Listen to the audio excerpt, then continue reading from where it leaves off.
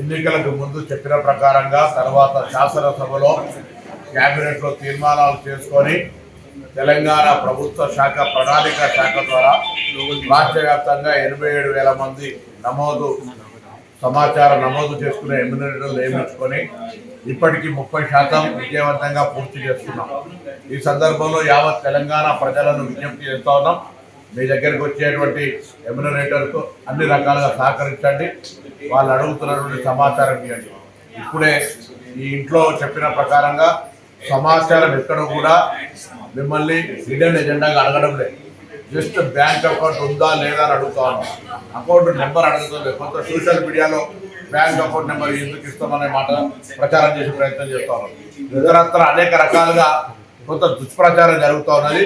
కానీ వాస్తవంగా క్షేత్రస్థాయికి వెళ్ళి చూసినప్పుడు ఎక్కడ కూడా నేను ఆ ఎమ్యూనరేటర్స్ కూడా అడిగినా ఇప్పటికీ 30 ఇండ్లు కంప్లీట్ అయినాయి. సింగిల్ ఎక్కడ కూడా చిన్న 1% ఇబ్బంది లేదు. కాబట్టి సజావుగా సాగుతూ ఉంది. దీనివల్ల కొంత రాజకీయ ప్రకంపనలు కలుగుతాయని ప్రధానమంత్రి లాంటి ఆయన స్పందిస్తుండొచ్చు. కానీ తెలంగాణ ప్రభుత్వం దృఢ సంకల్పంతో ఈ నిర్ణయం తీసుకొని ముందుకు వస్తుంది. దేశానికి దిశాదశ నిర్ణయిస్తుంది.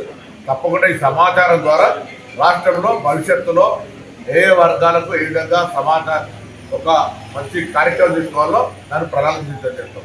అయితే ఇందులో ఏ పథకాలు కట్టు కావడం కానీ లేదా సమాచారం గోప్యంగా ఉత్తకపోవడం అనేటువంటిది జరగదు. ఎమ్యూనరేటర్స్ పట్ల ఎవరు కూడా ప్రజలు దయచేసి వేరే విధంగా వ్యవహరించాలని కోరుతాను. మా ఎమ్యూనరేటర్స్ కూడా ప్రజల పట్ల మంచి సహృద్భావ వాతావరణం సమాచారం సేకరణ చేయాలని విజ్ఞప్తి చేస్తాను.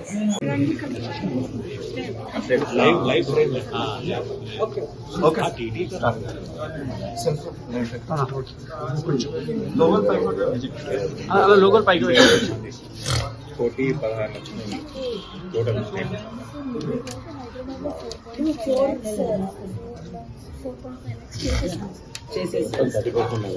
స్టేట్ మొత్తం 30 సార్. హైదరాబాద్ 21%. తెలంగాణ వ్యాప్తంగా 6వ తేదీ నుండి ఇండ్ల గుర్తింపు కార్యక్రమము, 9వ తేదీ నుంచి ఇంటింటికి సర్వే కార్యక్రమాన్ని ప్రారంభించుకున్నాం. ఈ సర్వే తెలంగాణ ప్రజల యొక్క స్థితిగతులు, భవిష్యత్తు ప్రభుత్వ ప్రణాళిక ద్వారా ఒక మంచి మార్పు తీసుకొచ్చి ఆదర్శవంతంగా తెలంగాణ రాష్ట్ర ప్రజలను భాగస్వాములు చేసుకొని ఈ దేశంలోనే దిక్సూచిగా ఉండేటువంటి ప్రయత్నంలో భాగంగా ఈ సర్వే జరుగుతోంది. తెలంగాణ వ్యాప్తంగా ఇప్పటికే 30% సర్వే, హైదరాబాద్కు సంబంధించిన జీహెచ్ఎంసీ పరిధిలో 4.5 లక్షల ఇండ్లకు సంబంధించిన సర్వే కార్యక్రమం కొనసాగుతోంది. దాదాపు రాష్ట్రంలో 87,000 మంది పైన ఎమ్యూనరేటర్లు ఇక్కడ ఈ కార్యక్రమం కొనసాగిస్తా ఉన్నారు. ఎక్కడ కూడా ప్రజలతోటి కూడా చాలా సానుకూలంగా ఈ అంశాల మీద స్పందిస్తా ఉన్నారు. ఇప్పుడే ఇక్కడ స్థానికంగా ఈ ఇంటిలో నిర్వహించిన ఎమ్యూనరేటర్స్ కూడా అడిగితే వీళ్ళిద్దరు కూడా ఇప్పటికీ వాళ్ళకి కేటాయించిన 150 ఇళ్లలో 26 ఇండ్లు కేటాయించబడ్డ పరిశీలన జరిగింది. ఎక్కడ కూడా ఇబ్బంది లేదని చెప్తా ఉన్నారు. నేను ఈ సందర్భంగా 2 అంశాలను స్పష్టంగా ప్రభుత్వ పక్షాన ప్రజలందరికీ తెలియజెప్పదలుచుకున్నాం. ఈ సమాచారం గోప్యంగా సమాచారం ప్రభుత్వమే సేకరిస్తుంది. ఈ సమాచార సేకరణ వల్ల ఎవరికి కూడా ఏ ప్రభుత్వ పథకాలు కట్టుకావు. ఇంకా అదనంగా ఇవ్వడానికి సంబంధించినటువంటి సమాచారం ఉపయోగించుకుంటాము. దీన్ని రహస్యంగా ఏదో దాచిపెట్టేసేది కాదు. దీని మీద అనేక రకాలుగా అనేక వేదికలపైన చర్చ చేసి భవిష్యత్తు కాలంలో ప్రజలకు ఉపయోగపడే విధంగా మార్గదర్శకత్వం తీసుకుంటుంది ప్రభుత్వము. దీనిపైన కొంత ప్రధానమంత్రి లాగా కూడా స్పందించే విధంగా ఈ యొక్క కార్యక్రమం జరుగుతోందంటే ఈ కార్యక్రమం యొక్క ప్రభావాన్ని దయచేసి గుర్తుపెట్టుకోవాలి. ఇది రాజకీయాలకు సంబంధం లే. ఇది కేబినెట్ తీర్మానం తర్వాత శాసనసభలో ఆమోదించబడ్డది. అందరి రాజకీయ పార్టీలు అంతకుముందు కూడా నా జ్ఞాపకం ఉంది, తెలంగాణలో ఎప్పుడు ఇంకా సర్వే చేస్తారని అనేక సందర్భాల్లో డిమాండ్లు, అమర దీక్షలు, అనేక ధర్నాలు, ప్రొటెస్టులు చేసినటువంటి వాళ్ళంతా ఇలా మౌనంగా ఉన్నారు. నేను మరొకసారి తెలంగాణలోని అన్ని కుల సంఘాలను మా కులం ఇంత మా కులం ఇంత అని అనేక సందర్భాల్లో విజ్ఞాపన చేసేవాళ్ళని కోరుతున్నా. మీరు మీ కులాలను చైతన్యపరచండి. అందరినీ సర్వే సందర్భంగా భాగస్వాములను కమ్మనండి, సమాచారం ఇవ్వండి. కొత్త రాంగ్ ఎపిసోడ్ క్రియేట్ చేస్తున్నారు. ప్రశ్న నెంబర్ 21 ద్వారా మేము బ్యాంక్ అకౌంట్ వివరాలు అడుగుతలేదు, ఉందా లేదా అని అడగడం కూడా తప్పు కాదు.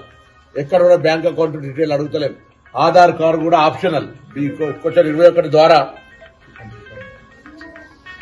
దాని ద్వారా స్పష్టంగా బ్యాంకు ఖాతా ఉన్నట్టయితే 01 లేకుంటే 02 అని రాసినారు క్లియర్ గా.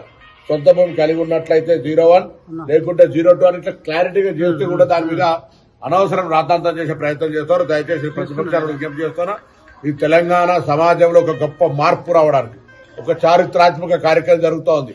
ఈ చారిత్రాత్మక కార్యక్రమం ద్వారా తెలంగాణ ప్రజలకు న్యాయం జరిగే విధంగా సహకరించాలని నేను ఈ సందర్భంగా విజ్ఞప్తి చేస్తాను. ప్రభుత్వం పక్షాన ముఖ్యమంత్రి గారు, ప్రభుత్వము, అధికారులు, చీఫ్ సెక్రటరీ గారి నేతృత్వంలో హైదరాబాద్ కలెక్టర్ గారు దీనికి కోఆర్డినేటర్ గా ఈ కార్యక్రమం అంతా కొనసాగుతోంది.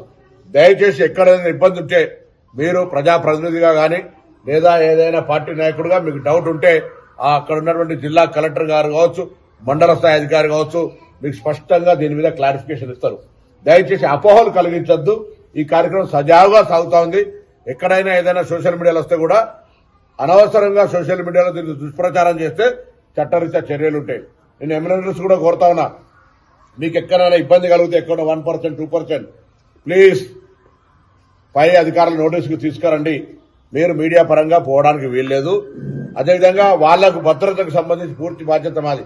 ఎక్కడైనా ఎమ్యూనరేటర్స్ సంబంధించి ఎవరైనా ఇబ్బంది పెట్టి ప్రయత్నం చేస్తే వాళ్ళకు కూడా చట్టరీత్యా చర్యలుంటాయి.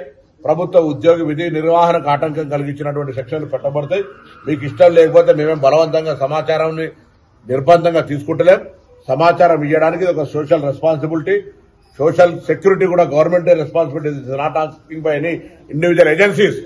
తెలంగాణ రాష్ట్ర ప్రభుత్వ ప్రణాళిక శాఖ ద్వారా అధికారులు, ఐఏఎస్ అధికారుల పర్యవేక్షణలో 33 జిల్లాల్లో 87,000గా విభజన చేసి జరుగుతోంది. కాబట్టి అందరూ సహకరించాలని కోరుతోంది. ప్రైవేట్ వ్యక్తులు సర్వే చేస్తున్నారని కూడా సోషల్ మీడియాలో ప్రైవేటు వ్యక్తులు సర్వే చేస్తున్నారనేది అటువంటి దుష్ప్రచారం ద్వారా వస్తున్నటువంటి వాళ్ళని ఇబ్బంది పెట్టే ప్రయత్నం చేస్తున్నారు. అందరూ కూడా ఐడెంటిటీ కార్డు ద్వారా ఈరోజు స్పష్టంగా ప్రభుత్వ ఆదేశం మేరకు వాళ్ళు వస్తా ఉన్నారు. ఎవరైనా అటువంటి వాళ్లకు చేష్టలకు పాల్పడితే కఠినంగా చర్యలుంటాయి. ద్రోహం కింద కేసులు పెడతారు. తప్పు ఎవరైనా దొంగతనంగా దీన్ని అపహాస్యం చేసి ఇట్లా ఐడెంటిటీ కార్డు తీసుకొని వాళ్ళ బాధ్యత హోదా తీసుకొని వస్తా ఉన్నారు. ఎవరైనా అటువంటికి ఎక్కడైనా ఒక సంఘటన జరిగితే వాళ్ళ మీద తీవ్రంగా స్పందిస్తాము. అధికారులు అటువంటి చర్యలు తీసుకుంటారు. కాబట్టి అటువంటిది జరుగుతలేదు. ఊరికే సోషల్ మీడియాలో పెట్టినటువంటి వాళ్ళపైన కూడా తగిన చర్యలు తీసుకునేది. ఎందుకంటే తప్పుడు సమాచారం ఇచ్చి కొంత అనాథరైజ్డ్ పర్సన్స్ వస్తున్నారని అపోహ క్రియేట్ చేస్తే వీళ్ళని కూడా నమ్మకుండా చేయాలని ఆలోచిస్తారు. They want trying to do disturbance.